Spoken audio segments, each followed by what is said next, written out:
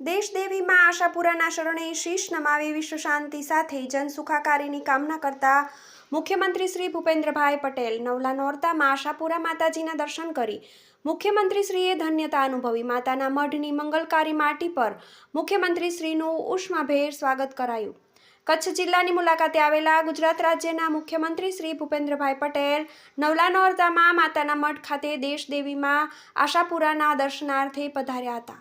કચ્છની કુળદેવીના મંદિરમાં મુખ્યમંત્રી શ્રીએ માતાજીના શરણે શીશ નમાવી વિશ્વ શાંતિ સાથે જનસુખાકારીની કામના કરી હતી। ગુજરાતના મૃદુ અને મક્કમ મુખ્યમંત્રી શ્રી ભૂપેન્દ્રભાઈ પટેલ કચ્છ જિલ્લાના વિવિધ વિકાસ કાર્યોના લોકાર્પણ અને ખાતમુહૂર્ત તથા કચ્છ માંડવી પાસે ક્રાંતિવીર શ્રી શ્યામજી કૃષ્ણ વર્માની સ્મૃતિમાં બનાવવામાં આવેલા ક્રાંતિ તીર્થના નવીનીકરણના લોકાર્પણ અર્થે કચ્છમાં પધાર્યા છે।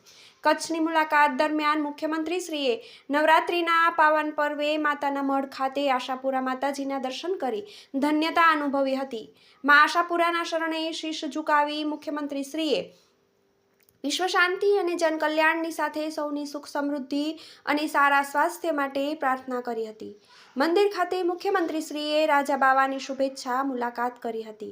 માતાના મઢ જાગીર ટ્રસ્ટના ટ્રસ્ટી સર્વશ્રી ખેંગારજી જાડેજા, પ્રવીણસિંહ વાઢેર, ચતરામજીભાઈ કટારિયા, પ્રતાપભાઈ આશર, મયુરસિંહ જાડેજા, ગજુભા ચૌહાણ, સિદ્ધરાજસિંહ ચૌહાણ, અશોકસિંહ જાડેજા, સુરેન્દ્રસિંહ જાડેજા, મૂળશંકર વાસુ સહિતનાએ મુખ્યમંત્રી શ્રીનું ભાવભીનું સ્વાગત કરી કચ્છની માતાના મઢની પાવન ભૂમિ પર આવકાર્યા હતા।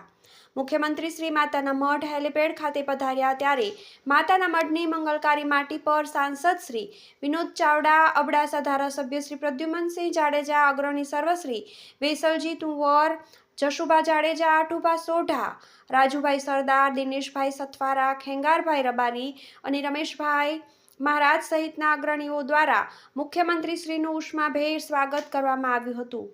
TV18 news Kutch.